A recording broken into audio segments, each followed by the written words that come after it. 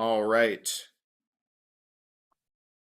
So again, everybody, welcome to the Baltimore History Evening from the Baltimore City Historical Society. We are very honored and blessed this evening to have Deyane Moses with us to tell us all about Tom Miller and his ongoing impact and legacy on the arts community, not just in Baltimore, but even beyond.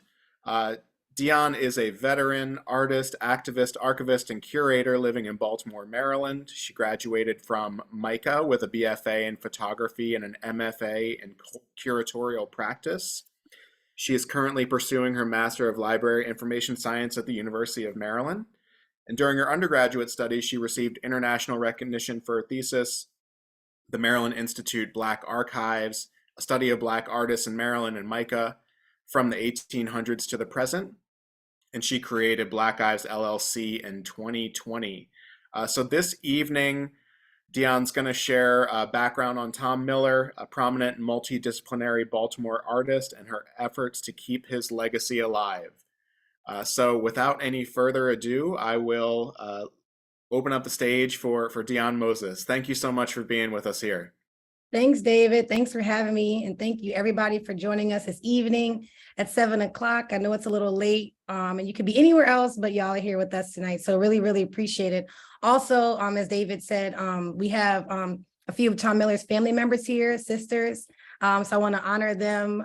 They are here and also welcome them to speak or correct me on anything if I say anything wrong. I love Tom Miller's work. I've been studying his work and his life for past 3-4 years. And so I just truly respect his craft and his mastery and skill level, and also his importance to Baltimore in the way that he truly exemplified Baltimore's history and culture in his work, but also the lives and the spirits of Black people. So tonight I'll be talking a little bit about myself, how I got to where I am now. And then I'll be talking a little bit about the project I created, the Maryland Institute Black Archives, and then we're going to jump right into Tom Miller, history about Tom Miller, and then also Tom Miller Week. And this is our 3rd annual Tom Miller Week celebration here in the city of Baltimore. So I'll be talking about that and the exhibit that's currently happening now. So without further ado, I will get started. Again, I'm the director of Black Eyes LLC. You can follow me on Instagram at Black Eyes LLC, or my name, Deyane Moses, on Instagram. There's a QR code right there and also an email account. I'm also the public access archivist at Afro-Charities. Afro-Charities is the sister organization to the Baltimore African American newspaper. The Baltimore Afro is the longest running African American family-owned newspaper in the country. 130 years old today. I mean, not today, last year. Got to give a shout out to Savannah Wood. Savannah Wood is also a member of the City Historical Society and also my supervisor and a descendant of the founders of the Afro-American newspaper. Together with it's about a group 3 or 4 of us, we preserve the archives. They have correspondence, over 3 million photographs, and different ephemera in the collection. Right now, that was a shot of the archives that we have. Now imagine there are 4 rows of this. They are currently being housed at the Maryland State Archives facility in Woodlawn. They have been so graciously to house us for the next couple of years while we are remodeling the Upton Mansion. I don't know if anybody heard, but Kwesi Mfume just gave us $2 million to help with that revitalization project. So that's really, really exciting. That was just happened like 2-3 days ago. So you can check it out in newspapers if you missed that story. Also, one of the things that I do that I love about my job is a digitization project that we're working on. And that's, like I said, working on 3 million photographs. So I just want to show you a quick clip on like that, what that looks like every day at the Afro. Uh-oh, is it coming? Hold on. Watch Afro-Charities digitize and catalog 300 items from the Baltimore Afro-American newspapers archives in under 1 minute.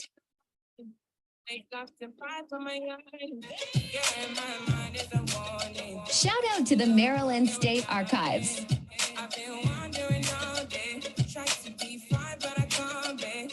These items come from the Raymond and Sadie Alexander folders. They were both lawyers and civil rights activists in the 1930s, 40s, and 50s.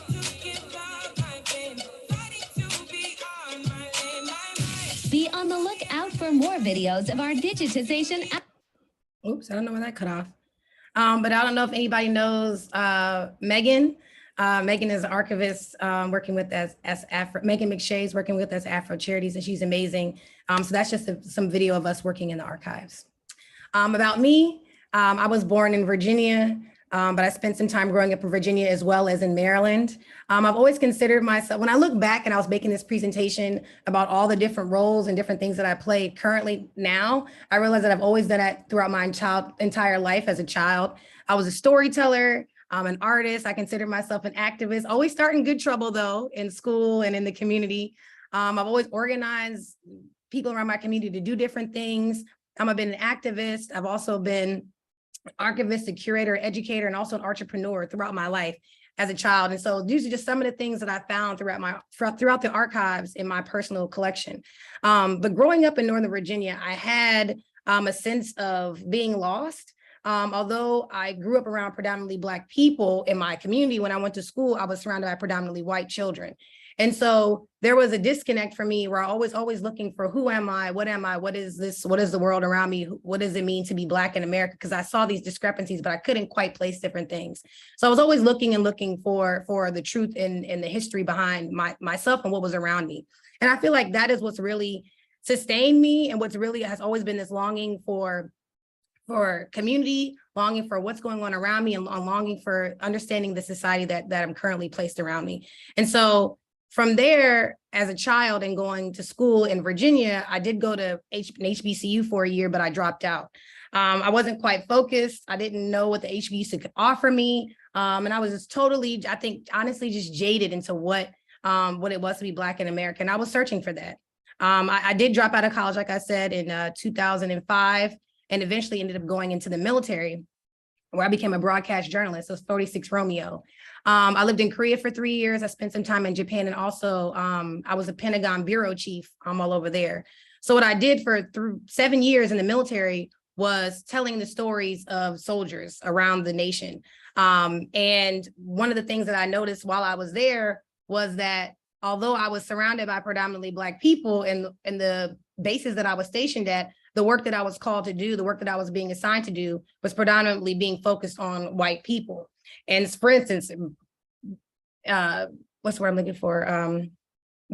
Interviews, the topics, different things like that. And I just couldn't relate to it. So what I started doing is I started being intentional about the stories that I wanted to do and the stories that I was, and the music that I was playing, anything that I did, the radio shows, everything that I had. I started catering it to the community that was immediately around me, taking surveys, talking to people, bringing in their stories from around the community. And so one of the things I did, like I said, was focusing on those stories. I started focusing on Black troops that were on the ground. I started focusing on Black commanders. This image right here is me interviewing General Ward. He was an AFRICOM commander in Africa, and this was in 2012, I believe. So that's what I did for about 7 years while I was in the military. I got diagnosed with MS in 2011, multiple sclerosis, and ended up getting out of the military maybe about 2 or 3 years later in 2013. And I went on to become a journalist. Again, I was still being a journalist within the government at Voice of America. I moved to Los Angeles. While I was in Los Angeles, they also had a similar mission of telling the stories of the community around us. But the community, once again, that we were focused on wasn't the Black community, wasn't communities that I could relate to. It was mostly predominantly Persian, Asian, and white. So I started really searching and looking for the stories that I could connect with.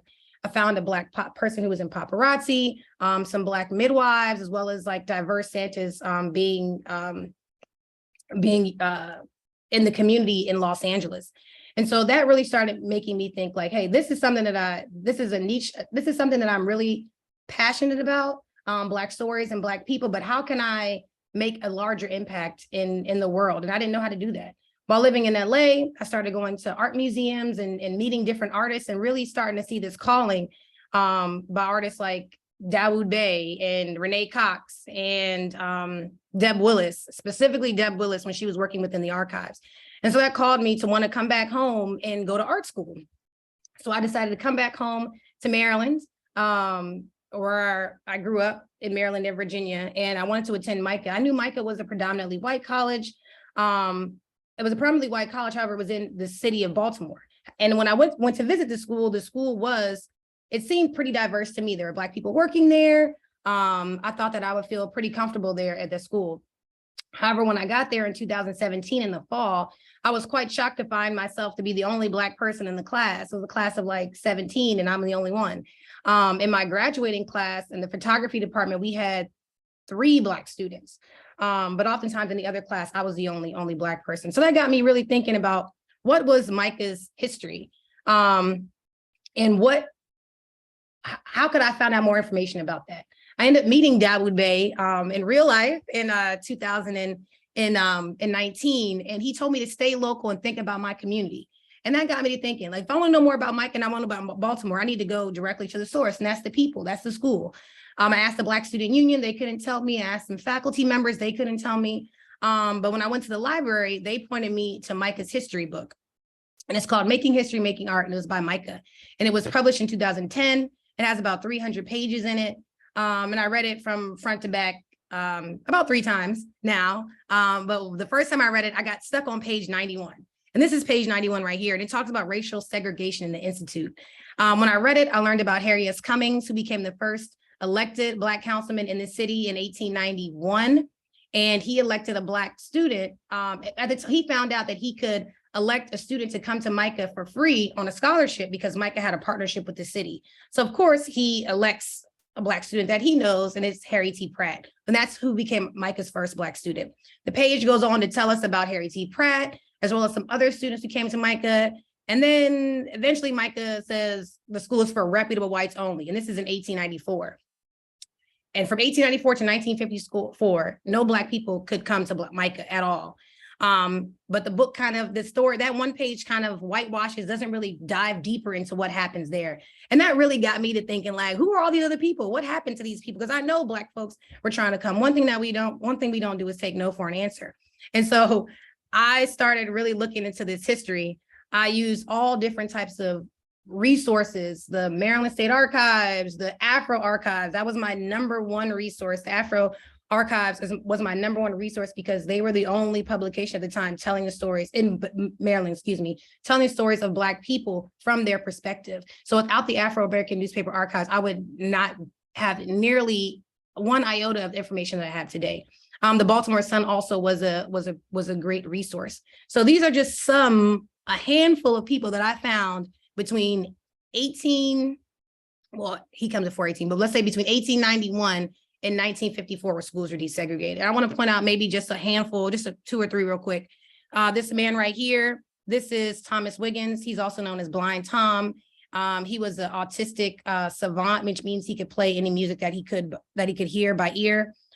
He came to MICA between, in the 1860s, about 12 times or so to play.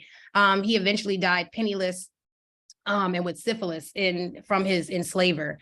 I found Black people working on MICA's main building, which is now on Mount Royal Avenue, as well as an anti-art commentary on lynching exhibition that happened in 1930, sponsored by the NAACP. So these are just some of the rich stories that I found in the archives. And that led me and galvanized me to want to create Black archives for MICA. So I'm going to take a minute, pause, and play. I think the video is about like 3 minutes long. A video created by MICA, which talks about the creation of the Maryland Institute Black Archives. And then I'll pause, and if anybody has any questions, I'll take some. If not, I'll keep going.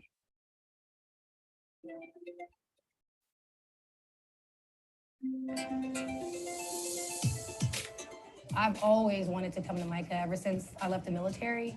I know it was one of the first art schools and a premier institution in the area that I'm from. Obviously, I have to go here. The name of the exhibition is called Black Ives. It's a play on Black life, and also archives. It's about Black history at MICA and the lack thereof when I tried to look for some. So I wanted to find it and collect it and share it with the entire school.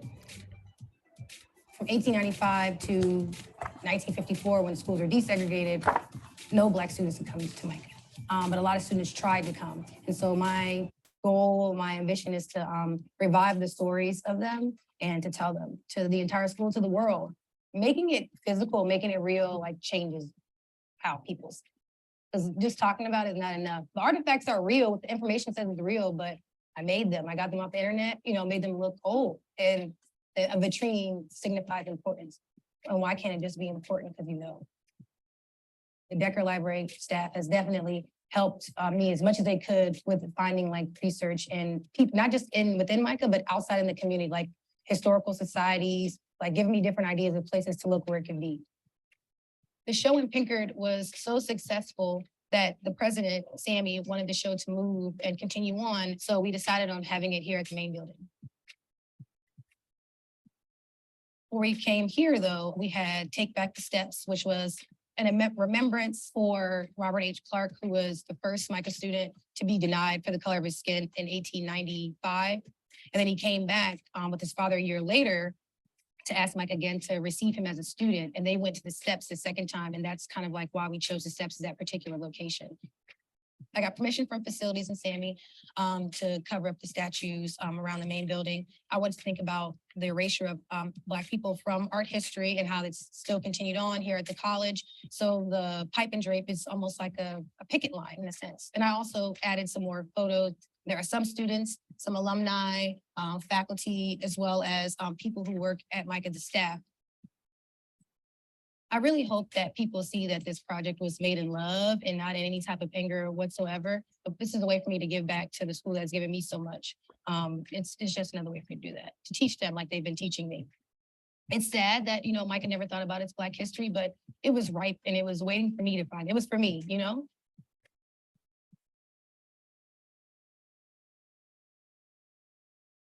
Got any questions so far? Let me check the bottom.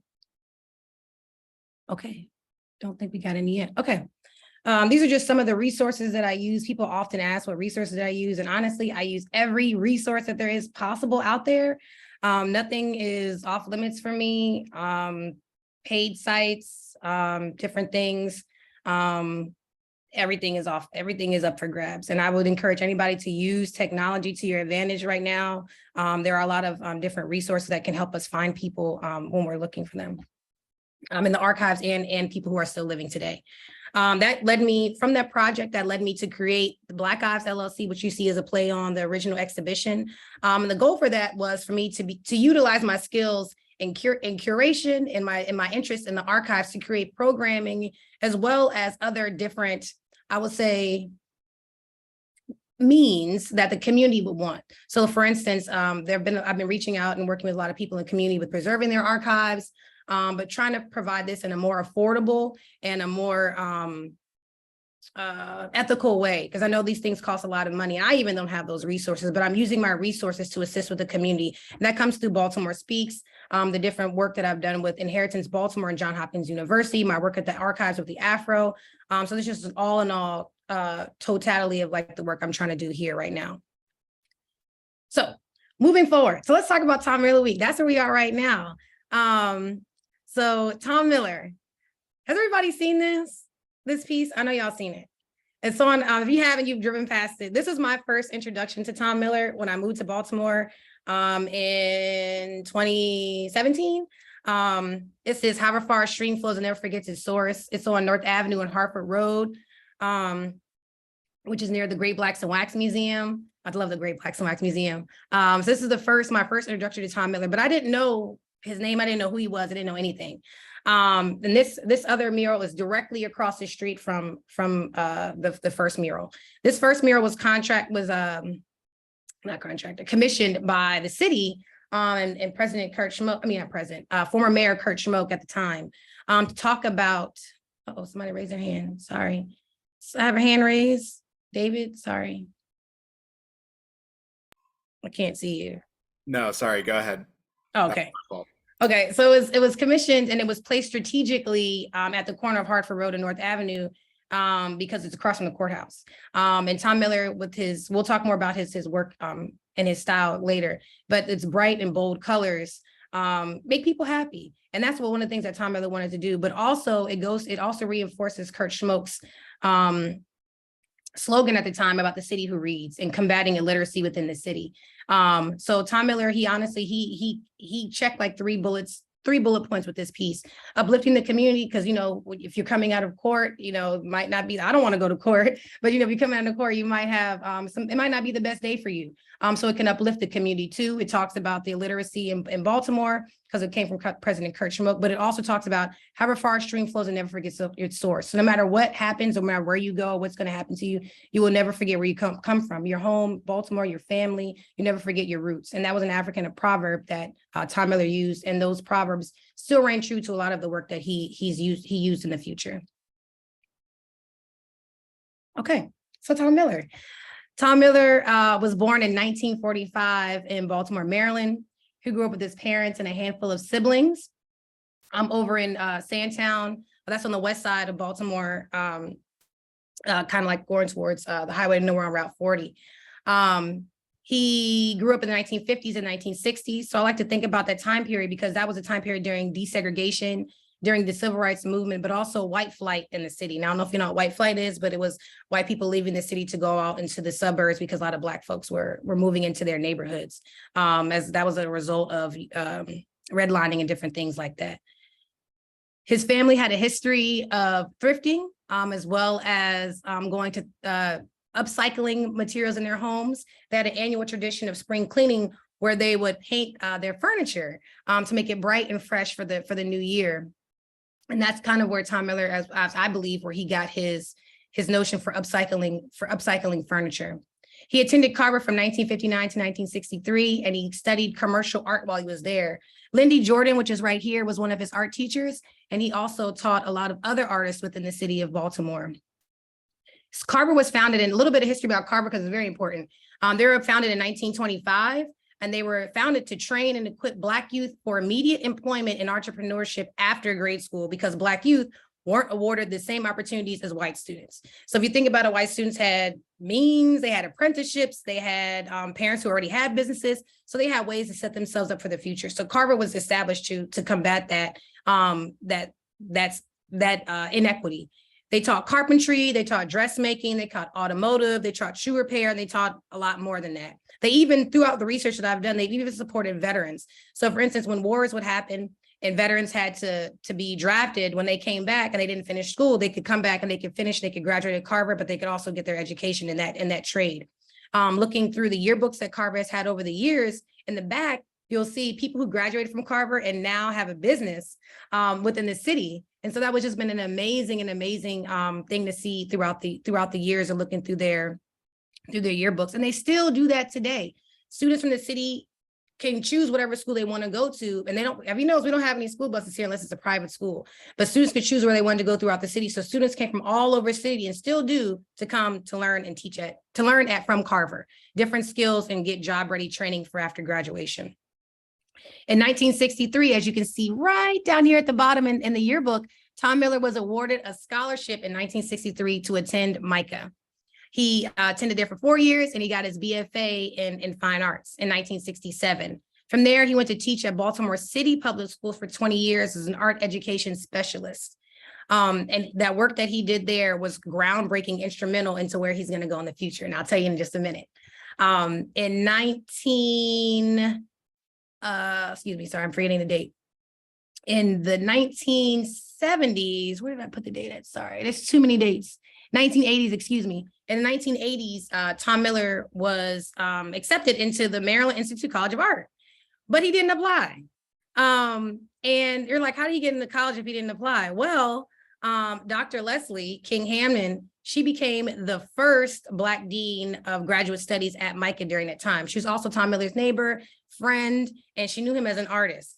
And they thought that he was one of the most prolific artists in the city, but most people didn't know his work.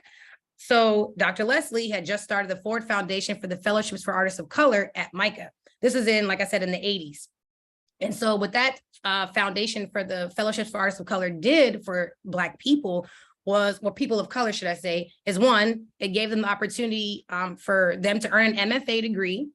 It absorbed some of the cost for that degree so they can concentrate on their studies and they didn't have to work the entire time while they were in school. But it also created a pipeline for representation in the classroom, because to be a teacher, you needed to have an MFA degree. And so that created a pipeline for a lot of artists of color to get into graduate school, but then also become teachers and be seen as fine artists who have, degrees. Because at the time, you needed that. Can't say we necessarily need that today. That stereotype is starting to go away. And Tom Miller was one of the first graduates of that Ford Foundation for Fellowships for Artists of Color. There he met Linda Day Clark and her husband Carl Clark. He already knew Dr. Leslie. He already knew Joyce Scott, who were his friends. But while he was at MICA, Tom Miller ended up creating this style that he called Afro-Deco. And so I want to read this statement. Let me make it a little bit larger because it's a little smaller on my screen. So I want to read the statement that Tom Miller wrote for his MFA thesis. This comes from MICA's collection. And he wrote, I have recently come to call my work African Deco, noting the influences of my youth in the 1950s and the fascination with the Art Deco style of the 1930s. While drawing on these influences, an almost unconscious use of motifs associated with the art of African and Caribbean cultures emerged. I have only recently begun to investigate these sources of inspiration. And as I work and study, I find affirmation of the idea that there is a common bond linking Black artists and their work. What I try to show in my work is a rhythmic energy level synonymous with Black people everywhere, that most of my pieces are as well as functional, also lends itself to the African concept that art should be functional. The fact that I'm concerned with portraying a certain energy on objects has just added another dimension to my work, giving inanimate objects a lively and playful quality. All in all, it should not be surprising that I, a Black man, would choose to paint doors, floors, chairs, tables, cabinets, etc., with my own aesthetic. And so this piece, I believe right here, is a tea cart that Tom Miller created, and that was in his MFA thesis. I believe this is one of the first pieces that he created with that style. And I say that because in my research, Tom Miller talked about how he got away from canvases after Joyce Scott, the famed artist from Baltimore, Joyce Scott, was working on a curating exhibit. And Tom Miller said he was just kind of bored with painting on canvases and this realistic style. And she said, why don't you paint something? Paint this tea cart. And it really started to open up his mind into painting on three-dimensional canvases. If you look at Tom Miller's style, you will see that he has three common elements: bold color, flat planes and compositions, and collage, which kind of hints to African-American quilt making and the pattern making that we often see in like the Gullah Geechee people and different things like that. You can even think about Joyce Scott's quilts and her mother, Elizabeth Talford Scott, and their piecing with quilts. He was inspired by artists like Romare Bearden, Jacob Lawrence, and Matisse. All of those artists had flat planes, bright colors, and talked about instances within history, but then also within their community. Tom Miller was inspired by Baltimore. He was inspired by Black history. He was inspired by turning African-American stereotypes on their heads. He took a lot of symbols from Black life. You can see like the fruits here, people, and palm trees. He had a collection of racist memorabilia in his collection. And you could think of things like Mammies and Uncle Ben's and Uncle Tom's, Uncle Ben's too, you think about the rice, watermelon eating children. And he always thought that the way you can paint, is a quote, the way you paint, you can change the shape of an object or make a person think differently about the parts of an object. So I just want to go a little bit into this work right here. This is one of my favorite pieces right here. Mama's Little Rock and Roll Baby. It's in the collection of the Baltimore Museum of Art. And the little shoes and the bells and the watermelon taken about out right here in this rocking chair. This is just exemplifies how genius Tom Miller was. You can look at this and just say, oh, it's cute. And you can just stay surface level if you want to. But if you dig a little bit deeper, for me, it makes me think about, yes, those stereotypes of children eating watermelon, but also how children were used and thought about as alligator bait for white people in different artistic expressions, but also in racist acts against Black folk. So Little Rock and Roll Baby, I love to point that out. Also want to point out Summer in Baltimore, also one of my other favorite pieces.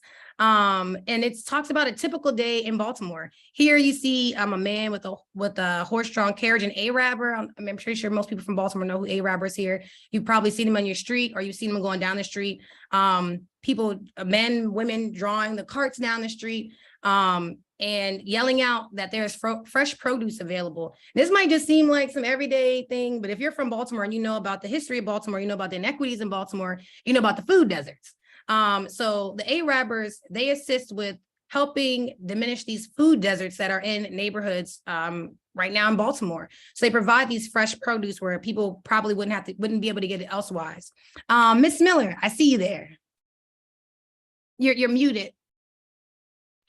Yeah, they would go through the back alleys and holler, watermelon! Oh, get your watermelon, fresh fish, and things of that nature. And that would go on early in the mornings, and mid-afternoon they would come through, and that's where he took that from.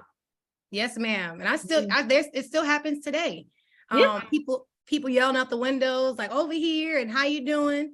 It happens every day in neighborhoods in Baltimore. And Tom Miller was a genius with what he did. I can hear the lady yelling out the window right now. You have the Washington Monument in the back, and he also hinted towards Baltimore. If you think about the Maryland flag with the red and black checkered patterns on there, that's what a lot of the symbols that he used. I love their expressions, their hair, their earrings.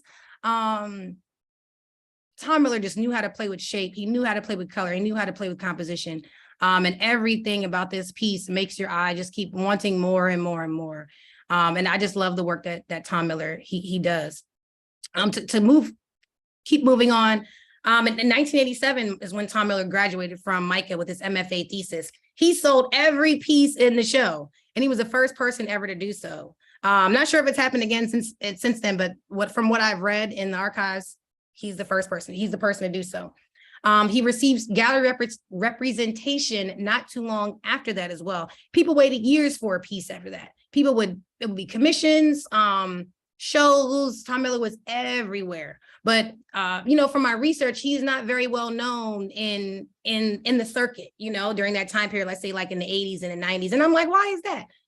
Because he was Black, because he's an openly Black gay man, because he was in Baltimore. There are a lot of different things that we can think about. We can speculate. You think about other artists in New York who were making at this time. And why wasn't Tom Miller also included into these prospects? In 1990, Tom Miller, his partner was diagnosed with one thing I left out. Excuse me, I meant to left this out. Tom Miller was a Black, openly gay, and proud man. And in 1990, his partner was diagnosed with HIV and AIDS. Few years later, shortly after that, he also was diagnosed. Around that time, the life expectancy in the 90s for people who had HIV and AIDS was less than 2 years. But Tom Miller, he lived for 10, and he never stopped working. He worked every day within the community, but also on his own craft. Painting furniture, he was still making screen prints. He made murals. He was a master of his work. In 1995, he had a solo show at the BMA and at the Maryland Art Place. And I got a little copy of it here. He was one of the first African Americans in Baltimore to do so. And on February 18th, which is Saturday, which is coming up, they called it Tom Miller Day. So keep that in mind, because that's where I got this from. I was going to read you a little note from the excerpt from that exhibition that happened from Maryland Art Place. It says, the nationally known artist Tom Miller was born and raised in now famous Sandtown, Winchester area of Baltimore. He attended Gwynn Falls Junior High and Carver, Votech, and received a scholarship to the Maryland Institute College of Art. Miller enjoyed a highly successful career as an art teacher, Baltimore school system, yet his friends, the city, and many local art galleries saw him as one of the most gifted artists of this century. Through the support of people like Dr. Leslie King Hammond, Joyce Scott, and the Stephen Scott Gallery, and many others, he's been able to maintain his inner city studio and continues to create some of the most important works of this region. And so Tom Miller was known, Dr. Lowry Sims said that his work was known as furniture with a smile by the Baltimore Sun because it blurred the lines between fine and functional art and between sly satire and just plain fun. So when you look at Tom Miller's work, you can look at it and think about it surface level, but you should think of it's very, very deep, and it has a lot of different connotations when you think about the work that he created. As I said, Tom Miller, he got HIV and AIDS shortly after 1990. And he battled with that. His work began to take his idea of painting and discarded furniture began to take on a new meaning for him. And he started thinking about it as healing a discarded body, or let's say a person. During this time in the 90s, nobody knew what was going on with HIV and AIDS. It was spreading like wildfire. People didn't know how to catch it. Everybody was afraid. And so a lot of times people were discarded by family, by friends, by community members. And Tom Miller thought about the same way that he was caring for these pieces and turning these discarded or these ailing or hurt, or it seemed to be damaged furniture pieces into something new, into something beautiful. And so that's where the metaphor in his art started to take a different change in it. And I really want to point out this piece. It's one of my my favorite pieces that was by Tom Miller, that it's called Rocket at Heaven's Gates. And when you look at this piece, imagine where the bottom of the chair is, like you're laying on your back and you're looking up at the sky and it's dark, it's fading, the day is about to go, you're fading away. And you're looking up at heaven, and you have heaven's pearly gates right here. You have blood, your own blood, and what's happening, what's going on with that medicine coming into your veins. There's these polka dots coming in. And time is closing in on Tom Miller, and he doesn't know how much time he has left. And he made this piece in 1994, but he passed away in 2000 to a beautiful ceremony with friends and family and community to celebrate him. And his obituary, it often talked about that work, and it talked about how he was trying to hide hurt with layers of glossy paint and different types of adornments. And so Tom Miller was an incredibly successful artist during I would say about 15, 13 years of when he was really practicing and making these pieces. And these pieces are still all over the city, in people's homes, in different galleries, and all over the country. There are a lot of collectors and supporters and fans of Tom Miller's work. So when I found out about Tom Miller Day, this day right here, February 18th, 1995, by Kurt Schmoke, it really galvanized me to say, okay, this is an artist that I want to talk about, and I want to get to know more about and tell more people in the city. Because everybody, I'm like, you know, this mural on North Avenue, yeah, I know the mural, but they don't know who Tom Miller is. And I thought that was truly a disservice to his legacy and his presence still within the city today. So I'm just going to pause this real quick. So in 2019, when I started my graduate studies at MICA, that's when I found out about Tom Miller Day, and I started remembering him. That was during COVID. That first year we had Kurt Schmoke, he's now the president at University of Baltimore, participate, as well as a local artist, Akila Divine. How much time we got? I got a lot of time I can't see because this thing is in the way. Am I good on time, David? I'm sorry. Please let me know. I can't see the time. Where my phone at? Okay. 7:40. I got 15 more minutes. Okay. Yeah, so this was the presentation. I'm gonna skip past. I'm not gonna go too much forward, but I do want to play this clip from Kurt Schmoke, who was reading from Tom Miller's book that he illustrated. That he illustrated with Kame Calloway, called Can a Coal Scuttle Fly? I just want to play a short excerpt that Kurt Schmoke read during the presentation the first year.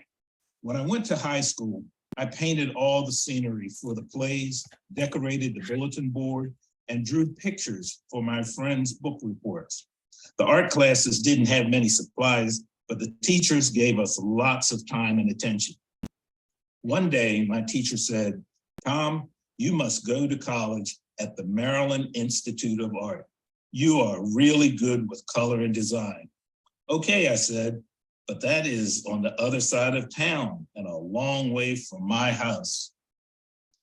When I first went to the Institute of Art, I felt a little bit like the coal scuttle.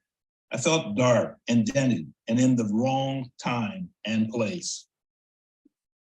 The other students painted with pale, soft colors like their faces. I painted with bold, bright colors, red, blue, black, like my neighborhood. This book was printed by the Maryland Center for History and Culture, and they still have copies of it in their gift shop today. So I really encourage everybody to order one and to read the book. It's a children's book. It's a very short read, but it's great, and it tells you a lot about Tom Miller's life, his legacy, and his beliefs and what you can do with art. The second year was 2022. And for Tom Miller Week, we did mural paintings with Ernest Shaw's class with MICA. We did a painting tribute to Tom Miller at Motor House. Here's a little snippet and video of that. We had a great time. And these are just some of the pieces that came out.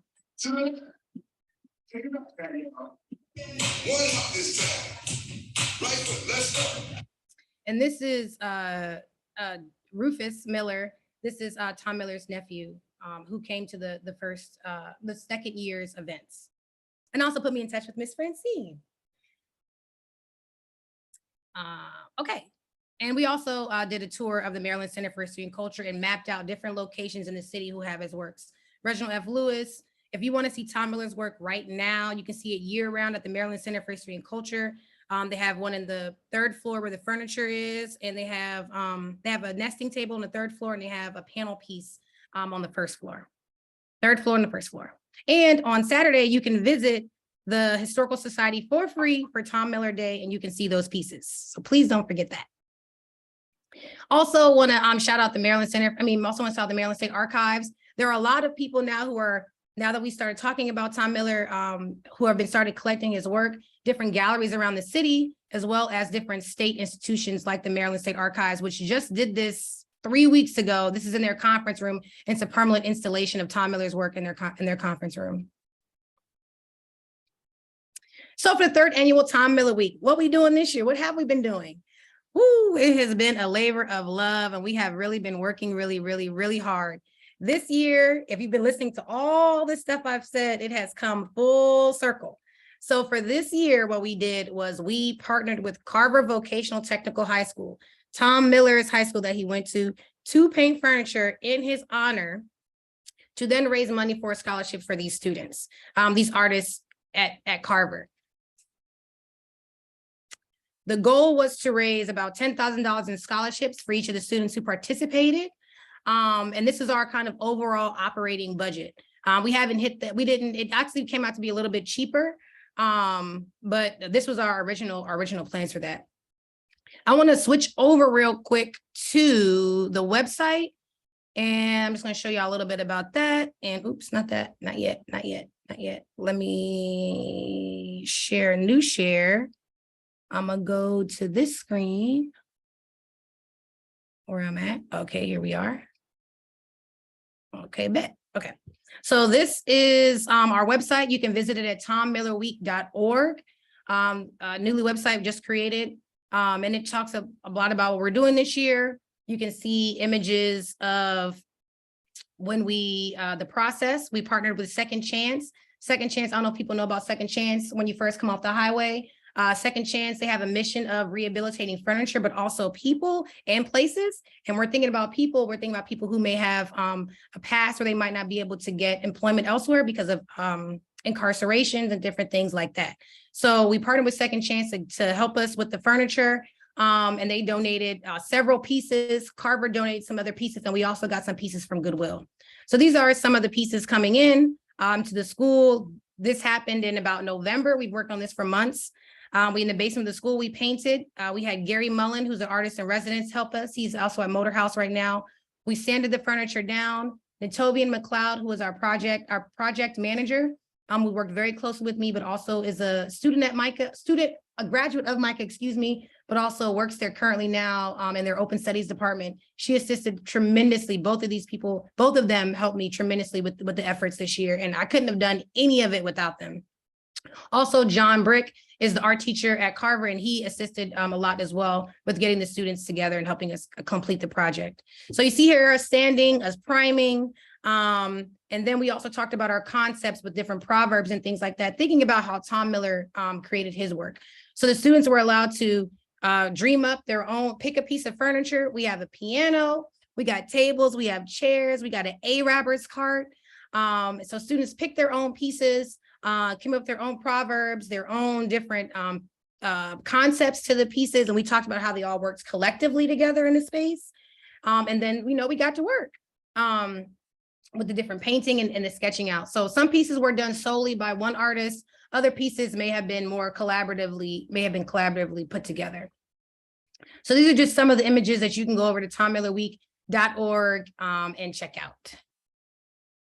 Let me see, where else I want to go? To the silent auction. The silent auction, that's happening right now, y'all.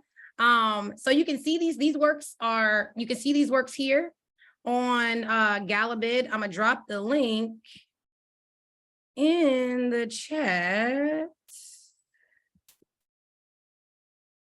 So it's a silent auction, your name will not be displayed, but the proceeds will go to the students who painted this furniture. And you can see the pieces here. I'm just going to click one. And you can scroll through, you can learn a little bit about the student. You can see the measurements of the piece here. You can see the measurements of the pieces here, as well as the student who created it. If you want to see, of course, you want to see the things before you buy them. So we encourage you to come out to the Robert L. Bogomoni Library, and you can view all these pieces that are currently up for auction in the space. Let me see if I do want to highlight a few more other people. I really want to highlight, Stem and Vine, we'll talk about them in a little bit. Actually, I'll come back to them. I just want to highlight some people who are actually on the team, excuse me. Sorry. I want to give her, like I said, Natovia McLeod was an amazing, we have design from Imani as well as Kamari, but Miss Beverly Carter, not know if everybody knows Miss Beverly. She was a gallerist, she's a lawyer, retired lawyer, but also she had a gallery here in the city. She was an amazing resource with helping me fill in some different blanks with Tom Miller, his work, getting some of the materials that we have currently in the exhibit, as well as some of the images. She's an amazing woman and a mentor and a personal mentor of mine. So I really want to give her a shout out, as well as Antovian, for their help and assistance this year. On the website, I just want to point out a few more other things. If anybody here on the call knows Tom Miller, has any pieces in their collection, please reach out, let me know. We have a form here just to fill out that we can talk and we can keep in touch with you for next year. And I'm going to switch back to my original presentation. Here we are. Let me minimize that. Okay, so where we are right now. So if you, I didn't want to give away everything, but I wanted to show you all kind of like how we put together the exhibit. The exhibit, as I said, is in the Robert L. Bogomoni Library. It's right off Maryland Avenue when you come off the highway of 83, or if you know where Brass Tap is and where MICA is, it's that, or the, oh man, what's the name of that place called? The Fitzgerald, the apartment building, the Fitzgerald is right there in that little cut. And you can park right there in that little cutway and visit the exhibit. I wanted to point out, so this is just me just taking some shots of the exhibit. There's a video that also is playing there that comes from Angela Carroll. Angela Carroll has worked on some things from Tom Miller. Me and her have collaborated on an essay that's in her book called Exploring Presence. So that video will be playing in the space. This piece right here, excuse me, how we talked about how Tom Miller used different stereotypes. This is actually something that came from my house, my mother's home that I grew up with. My aunt actually made it. So I've added it into the exhibit to talk about those stereotypes. It's not necessarily a stereotype because the Black woman made it, so we don't have these outlandish lips and different things like that. But it speaks to some of the different things that Tom Miller may have pulled from in his pieces.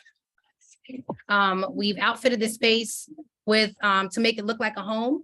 When you look at the exhibit, when you first walk up onto it, let me come back a little bit. When you first walk up onto it here, you will see a rocking chair and some slippers and a table. We'll come back to that. You'll see it better later. And then you have like a welcome mat. And it's called Wish You Were Here. Because I really believe that if Tom Miller was still alive and still here, he would be doing this work because he was already showing children. He was already painting and working in the community in his style. And he'll be doing the same thing now. And I believe that if he was still here, he would definitely be doing this work. And so that's where we got the title from the exhibition. There's a t-shirt here from one of the, that came from Miss Beverly, that came from one of the exhibits or panels, or one of the pieces that he painted for a different, that was commissioned by a different group, the Links, I believe. And here you can see all the painted pieces in the space laid out to look like a living room here on the inside. Outside right here in the back right here is kind of like the office space. But the pieces really, really, really sing in the space. This table, it was based off a Caribbean game. So you'll see like some different board game pieces there and dice and stuff like that. Tom Miller's original pieces, which are in the collection that I have, are hanging up there. And there is also another piece that's in this space that's a cat. I don't have a title for it, but it's a cat that Tom Miller has done that most people have not seen as well. These are pieces by Gary Mullen, as well as the students from Carver. One thing I want to let you know is that when you come in this space, you will see plants. All of these plants come from Africa, and they come from Stem and Vine, which is on Charles Street. Quincy Goldsmith runs the space out there. And so these pieces, all the plants in the space were thoughtfully put into the exhibition. You'll also be able to smell, it also smells like a home in there. We want everyone to feel very comfortable and to feel not like you're in a library. So when you go in the space, you'll smell different things, and you'll really feel, I promise you'll feel at home and you'll feel so cozy. And that's just some of the things that came from Quincy, a little bit about the plants. This piece, right, most pieces you cannot touch or can't interact with, but this piece right here, this desk, you can open the drawers and see different things. The student titled it, Your Head in the Clouds. So when you open up the different drawers, you find out about all the different things you'll miss with your head in the clouds. Yeah, and lastly, some more pieces that you'll see. This is the cat that, again, Miss Beverly, mentor, allowed us to put into the exhibition. So you'll see some works from Tom Miller, 3 works from Tom Miller, but the majority of the works come from the students of Carver and Gary Mullen, who is our artist in residence for this piece. So it's a beautiful space. It's made out of glass, and it's located in the library of the Robert L. Bogomolny Library. And fun fact, Kurt Schmoke is the president there currently. So once again, everything always kind of comes full circle with the work that I like to do. I like to hint back to the past, almost like that bird, that Sankofa bird. It's moving forward, but it's looking back in the past and also leaving seeds for future generations to come. And this is just a little bit of video from the opening that night, from the opening on Monday night. The students with their teachers and people from the community were able to come out. These are some things I was able to snag from Instagram. Want to highlight some of our partners in the past and currently. These are just a few people who have assisted us with Tom Miller Week over the years. Oh gosh, I gotta shout out both the Black Baltimore Digital Database, BBDD, with Derek Adams and Jaleesa, as well as what's her name? Janine Collins and Nicoletta. That group, they are the ones who helped establish the minimum baseline for the scholarships for the students. All of the students who participated in painting the furniture, receiving at minimum $500, and then additional monies from the sale of the furniture. But I got to give them a shout out, because without them, we wouldn't have that minimum bar line. Okay, so before I got about 2 more minutes, I'm going to wrap it up. The history, where I want to go forward with Black Lives LLC, I want to continue to do this work. I am continuing to still do this work and assisting people in the community with their archives, as well as volunteering in different ways. Oral History Association, Baltimore Speaks organization, the Maryland Institute Black Archives, the archives that talks about Black history in Maryland, but also at MICA. I'm still continuing on that work and researching. It's still working diligently for the past 4 years to try to get that database up and running. It's been a labor of love and still working on it. So if anybody knows anybody who can help and assist with building databases, I would really appreciate it.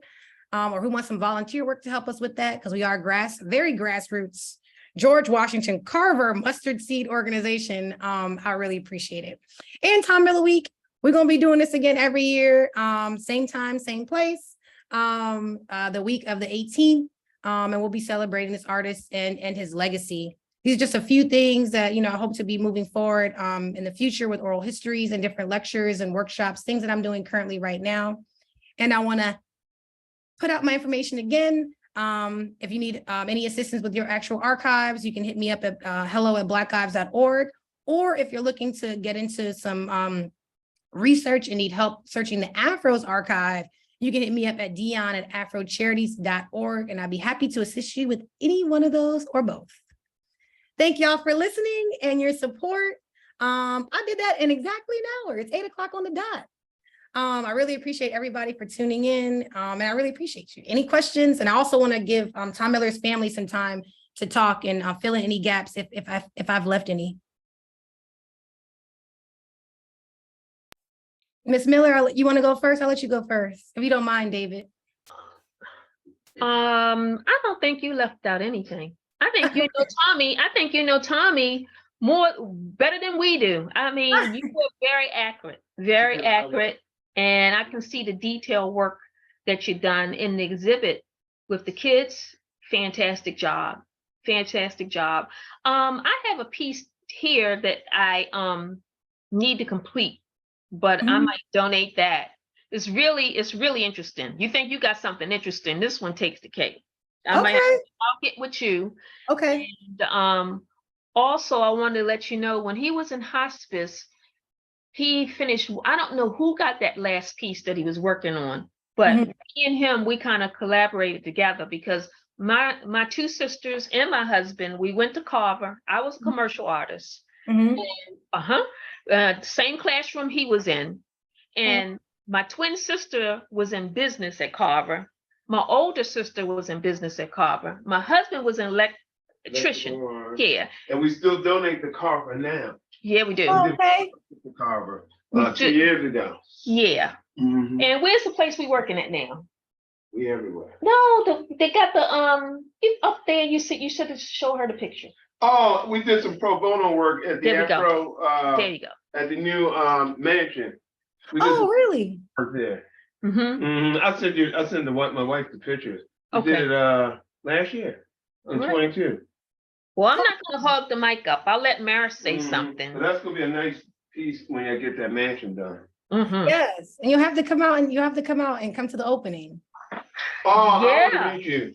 I'll meet you before the opening. Yeah, you're very accurate.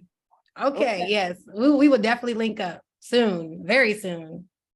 I really enjoyed it. Thank you. Maris, you have something to say? I really enjoyed the presentation. It was well done. It highlighted all the important things that we as his family look at with Tom. And that as kind of coal scuttle fly. That really does depict my brother and his whimsicalness about work with art and how he really wanted to inspire young people to grasp art, to reach out to do better with art, and to explore. Yes, ma'am. Fran Waddell? Is she still on here? Yeah. Yes, I am, twin sister. Thank you. I thought the presentation was pretty awesome. You did touch on all the great points about Tom. The biggest thing about Tom was he saw beauty in ordinary objects. And he saw color in just ordinary things. So I just wanted to share with you a piece from my personal collection. Let me see if I can pull that up. You can see it. Hey, yeah. Hold on, I gotta wait. Let me stop my share so I can get in bigger. Hold up, my thing is too small. I can't see it. Can you get my? You got to see this one. Yeah. So this Can I pin it? has followed me through 3 different homes, and yeah, it's something near and dear to my heart. So I just wanted to share that with everybody. But yes, fantastic job. I thoroughly enjoyed your presentation. Thank you. Yeah, beautiful. Some other people have definitely showed me some things in their collection when they talk about your brother, and that he made some works that he commissioned, that they commissioned through him. And every time they talk about it, they cry because he hit the nail right on the head when I think her father had passed away and he made a piece for her. And when I talked to Miss Marsha Reeves about it, she cried about every time she thinks about that piece and how he hit the nail on the head with her father and remembered her father through that piece. And so, yeah, every time people talk about pieces that they have of Tom Miller, it's very close to them. It's not just not another normal piece. Thank you all. Thank you, family members, for so much for sharing. Appreciate it. Really do. And I'll be in touch. I have that group chat, and I'll follow up with you all to see if we can meet privately, beforehand to go through the exhibit. Okay, thank you. Thank you so much for your job. Of course, thank you. David, I'll let you. Yeah, incredible to have that contribution this evening. So I want to second those thanks going to the family. We did have one question, Deyane, in the chat earlier, asking, did Tom Miller have any personal papers or draft works that have been archived? Oh yeah, I haven't seen any like that. Maybe the family members might know, but I personally haven't seen any. I know that Here we go. you got some papers. What's that? Oh, a mirror. Every time I get dressed, let me see if I can move it back further. Uh-huh. Every time I get dressed, I think of my brother. Mm-hmm. It's by the door, front door, and I'm fixing myself, straightening myself up, patting my hair. This is what I look at. And this is a piece that he did. Yeah, he had it around the house, but he didn't complete it. Mm. Me and him, we did the gloss on it. Mm-hmm. You know, it's a secret to that gloss. Did you know that? I figured that out. I tried to replicate that. Uh-huh. It's not, no, it's a secret. I know it's a secret. I tried to figure it out. He took me down, let's see, off of North Avenue in this back junky kind of hardware store. And it was a secret potion. He said, this is what you got to do, Joe. I said, okay. And we worked on it together because nobody can get that gloss like that. No, no, you cannot. Yes, we did put some gloss on the pieces that the students made, but we just used poly. Yeah. I even brought in an artist from PG County to help us figure out how to do that. And she works with resin. So we did, do some different things with resin, but with the time that we had and things like that, we just had to go with poly. But I do know she also was like, yeah, he did. I don't know how he got it on all over all that like that. Like he did something. Now it's probably against the law because when you work with it, it was you feel all high after you work with the piece, because the stuff was so strong, but yeah, nobody can get it like that. No, that resin is strong. So yeah, if anybody wants to play with resin, wear a mask. Yeah. Yeah. Thank you so much for sharing that. We're gonna have to get in touch to talk more for sure. Okay. Yeah. But yeah, David, I don't have any pieces of the any archive like works. I would think that possibly some of his closest friends, Dr. Leslie, people might have those things, but I haven't found anything. Only remnants in the archives that I have are newspaper things and his thesis from his MFA thesis from MICA. They don't keep your BFA thesis, so I don't know what that was. Yeah, that's something that, certainly if anybody out there or can kind of continue to spread the word in the community, if any of those sorts of records come up, I'm sure that we would all love to gain more information that way. Yes. I have a bunch of questions, but I'll try to keep it just to one so we can let folks go in a little bit. But I also love the fact that you lifted up his educational career, being an educator himself, and continuing to see even still today educators that you work with at Carver and other locations. I just was wondering, do we know what schools in Baltimore City he worked at during the 70s, 80s, 90s, and through the course of your research and kind of building out this project, did any of his former students maybe come forward and share their stories as well? So no, I don't have the answer for that. Maybe this your sister, Miss Francine, Yeah, he taught at James Mosier. 144. I don't know if it's still called 144, but he taught at James Mosier for a short period of time. But I don't know his main schools because what do you call those teachers that he was mentoring? He was mentoring, what do you call that? He was mentoring a teacher that was trying to become an art teacher there too. Oh, like internships and apprenticeships, things like that. Yeah. And I thought I was big cheese because I was only in elementary school when Tommy was in college, me and my twin. Yeah, he was a lot older than us. And I thought I was something else when he was teaching at my school. But that's one school, 144, James Mosier. Thank you. And as for students, I did try to find some of the students. Like I said, I use different types of resources to find people. I did try to look out for his students that were on that one clip that I showed you where there's two girls holding up a chair. But the names are kind of common. It was very hard to find them. But like I said, just speaking out in the community, the more and more I talk about Tom Miller every year, the more people who approach me and say that they knew him, whether they saw him work on a mural and how, his personality and how he just exuded love and happiness. but I have not found any students yet, but definitely people who have interacted with him as an artist or even as a young person and saw him just working in the city, throughout the city. Thank you. All right, last call for questions. I don't see any more in the chat. Well, let me just say thank you again, Deyane, for your time, for all of your efforts to to lift up this story and make sure that that legacy lives on, because it's so important, not just for us locally, but to recognize that impact and where it fits into the national and international art scene. So totally wonderful, and look forward to celebrating it year after year with you. Yeah. So good night, everyone. And anything you want to leave us with, Deyane? I know we mentioned Saturday free admission at the museum, but any other events that you want to shout out quickly before we leave? Sure. This Saturday, you can go to the Maryland Center for History and Culture all day for free on Tom Miller Day, the 18th. So you can get free admission there. On the 25th, which is next Saturday, we have the closing exhibition. But also now until the 24th, that Friday, you can bid online on auction items. And we already have some kind of bidding wars going back and forth. So get your stuff in now. I know people wait till the last minute to bid on things.